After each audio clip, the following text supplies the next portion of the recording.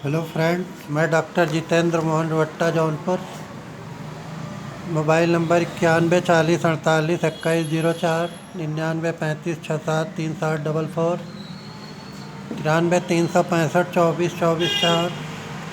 आज हम लोग काकुलस इंडिका खांसी की दवा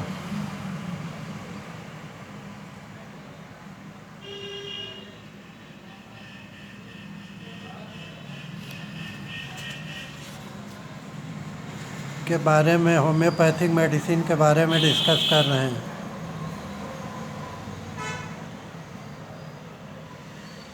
रोगी की ग्रीवा की मांसपेशी कमज़ोर हो जाती है, इतनी कमज़ोर कि रोगी को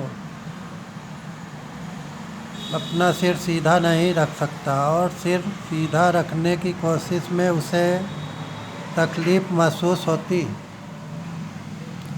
कमर में त्रिक स्थान पर कमजोरी लगती है और रोगी को ऐसा महसूस होता है जैसे उस पर पक्षाघात का हमला हो गया हो।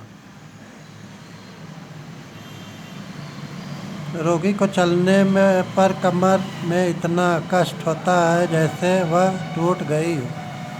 वह बहुत मुश्किल से खड़ा हो सकता या बोल सकता है। रोगी के हाथ पैर अचल अवश्य संज्ञाहीन हो जाते हैं। रोगी को मितली व वमन के साथ सिर में दर्द महसूस होता। उठकर बैठने, गाड़ी या नाव पर यात्रा करने पर बेहोशी सी घेर लेती और तबीयत बहुत खराब लगने लगती। रोगी को सारे शरीर में बहुत अधिक कमजोरी लगती। साथ ही माथे, पकाशय और उदर में कमजोरी और खालीपन का अनुभव होने के साथ साथ रोगी को नींद नहीं आती। जागने के कारण कष्ट और बढ़ जाता है। पेट गड़गड़ाना और फूलना और मासिक धर्म के कारण होने वाला पेट दर्द तथा इसके साथ ही उदर का बहुत अधिक फूल जाना, आक्षेपिक दर्द और इसके साथ ही आंत उतरने की आशंका। वृद्धि या ह्रास, अग्रवेशन और अम्रवेशन, कैसे रोग बढ़ता है या घटता है। उठने बैठने, हिलने डुलने, नाव या गाड़ी पर सवारी करने, तंबाकू पीने, बोलने, खाने पीने और रात में जागने पर लक्षणों में वृद्धि होती। चुपचाप पड़े रहने पर रोग घटता। पैरालिसिस में फैरिंगटन के अनुसार काकुलस की क्रिया सुषुम्निक प्रणाली पर भी दिखाई पड़ती। यह मेरुदंड में और विशेषकर गतिज तंतुओं में पक्षाघात की तरह की कमजोरी उत्पन्न करती। अतएव मेरु मज्जा संबंधी रोगों के कारण होने वाले पक्षाघात की चिकित्सा के लिए इस औषधि का प्रयोग विशेष रूप से होता है। रोग की प्रारंभिक अवस्था में जब रोग मेरुदंड के कटी प्रदेश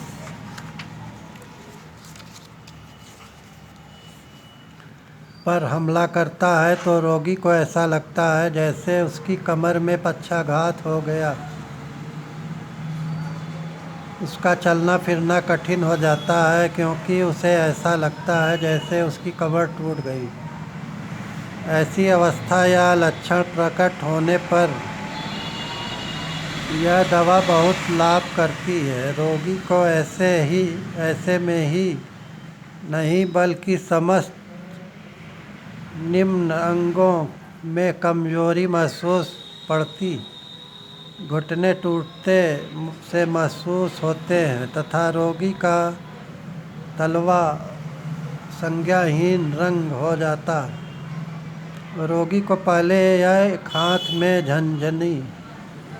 झुनझुनी का अनुभव होता है, फिर दूसरा हाथ भी चेतनाहीन होने लगता। रोगी को ऐसा महसूस होता है जैसे उसके दोनों हाथ फूल गए। यह लक्षण काकुलस के लक्षण से भिन्न होता है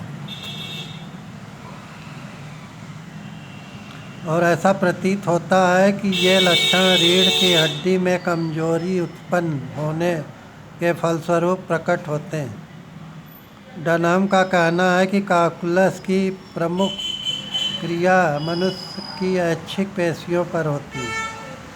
तदुपरांत यह मस्तिष्क के इंद्रियों ज्ञान को प्रभावित करती हैं। इसे कैलकुलस का एक विशेष लक्षण मानना चाहिए।